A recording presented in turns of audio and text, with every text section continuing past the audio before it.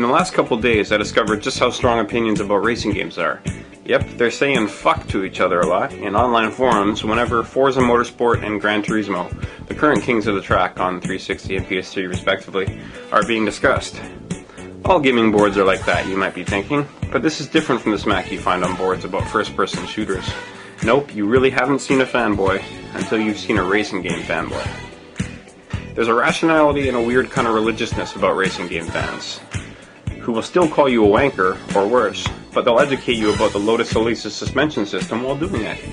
Their grammar is a bit better than FPS fanboys, and their rants are always beefed up with obscure facts, and they are generally very knowledgeable about cars and third-party steering wheel controllers. And they are selfless. They will sacrifice their own fun in order to feel personally offended when a game's interpretation of a Honda Civic second gear ratio is taller than it's supposed to be. Because fuck, somebody has to. The mostly cheesy Need for Speed franchise, previously an upward nod and fist bump to street racing culture, has sucked for too long to really have its own fanboys. But maybe that will change. Publisher EA has tossed its hat in the racing game ring once again with Need for Speed Shift, which was released yesterday for 360, PS3, and PC, and looks and feels nothing like the previous Need for Speed games. I personally like it, except for the drifting events, because drifting is for douchebags who like the Fast and the Furious. Remember that Pop-Tarts commercial where that really annoying guy goes... Well, that's the kind of person who likes drifting. Although, unless you count Grand Theft Auto 4, I haven't really played a lot of driving games, aside from some virtual racing in the arcade with my friend James back in high school. He always kicked my ass, but I could beat him at NBA Jam, so it was all good. But anyway, Shift is an interesting gaming development because it kind of breaks genre. It's not an arcade racer. Games where the laws of physics don't apply. You drive through malls and jump through billboards while grandmas menacingly shake their canes at you and punk pop music plays. And it's not a pure racing simulation in which you must brake, accelerate, and navigate corners more or less how and when you would in real life. And your on-track performance can be affected by real-world complications such as wet spark plugs or your jackman's messy divorce.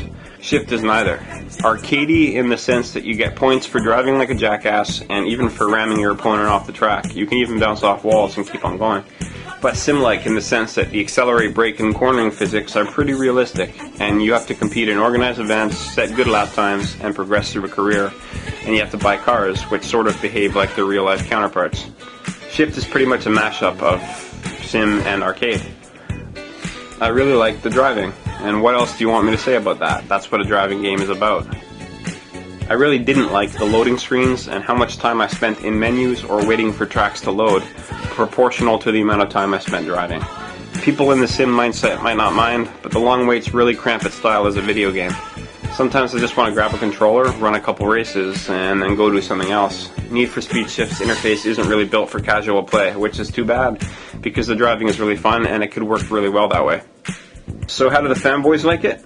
Well, in the gaming forums around the net right now, there are approximately equal numbers of Forza and GT fanboys saying it's pretty good, with a disclaimer about it not being as good as Forza and GT, and whom are united in hatred for Shift, calling it the worst piece of shit ever pressed into the shape of a disc. The critics. Well, IGN, GamePro, and many other review sites have given Shift a 9.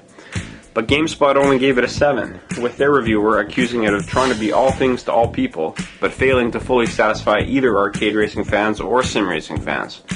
I think that's an oversimplification. Mashups can be a marketing ploy, but they can also be a conscious attempt at evolution. I see this game as an attempt to make something fun for gamers and to create fans for an entirely different genre, the arcade sim genre. I'm sure eventually some racing game fans will see it this way too. Because after all, pure racing sim fans and arcade racing fans, they coexist and they're not robots.